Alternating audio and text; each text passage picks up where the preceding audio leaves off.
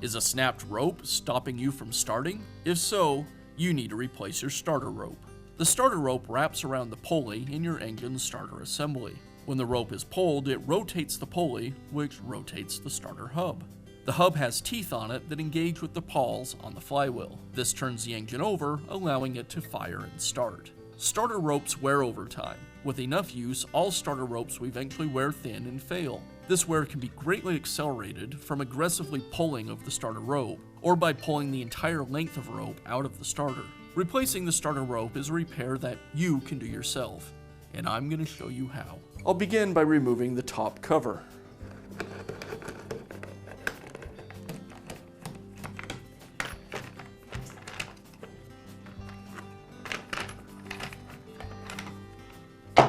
Next, I'll remove the starter assembly.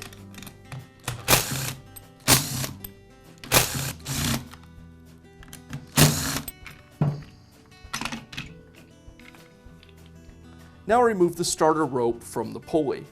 Our rope is snapped, so the tension on the recoil spring has already been removed. If your rope is still intact, you'll need to remove the handle from the end of the rope and then let the rope go so that all of the tension comes off of the recoil spring before continuing. Just pull the rope out from the side of the pulley inside the housing. Once I have the rope unwound from the pulley, I can remove the rope from the pulley by removing the screw.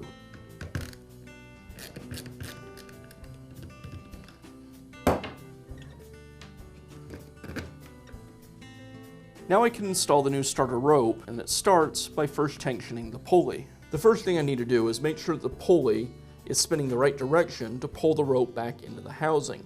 To do that, I can just simply rotate the pulley a couple of turns and let go and see which way it spins. It was spinning this direction, which would pull the rope back into the housing, which is what we want. So that's the direction I want to turn the pulley when I tension. I'll rotate the pulley around until it stops spinning. That's the most tension that the recoil spring will take.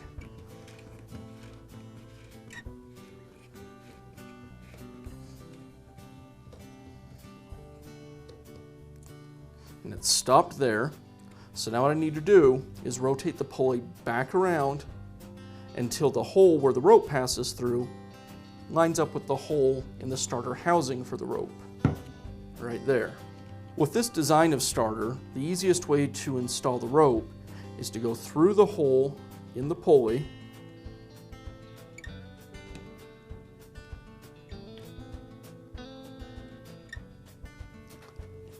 then I'll grab the rope with a pair of needle nose pliers, give me a little bit of slack, and then I'll insert the rope through the hole in the starter housing.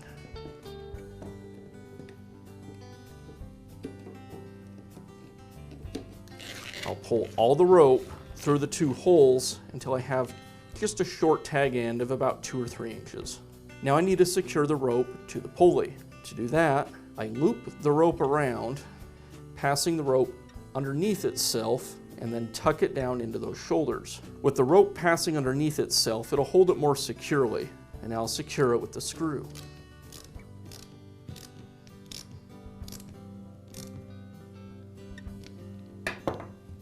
Now I'm going to double the rope over itself and tie a simple overhand knot somewhat in the middle of the rope.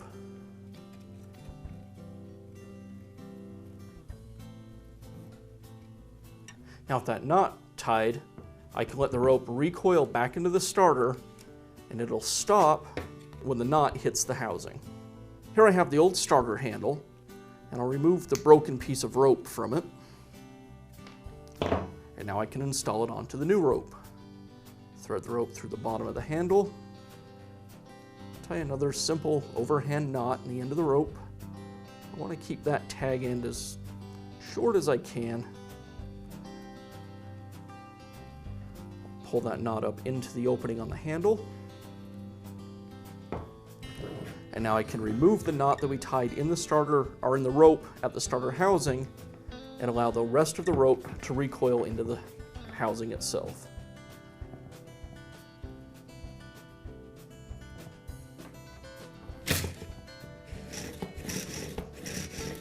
Now reinstall the starter assembly. Give the rope a pull. This will rotate the starter over so that it lines up the hub with the flywheel pawls. Now secure the starter with the screws. And now I can install the cover.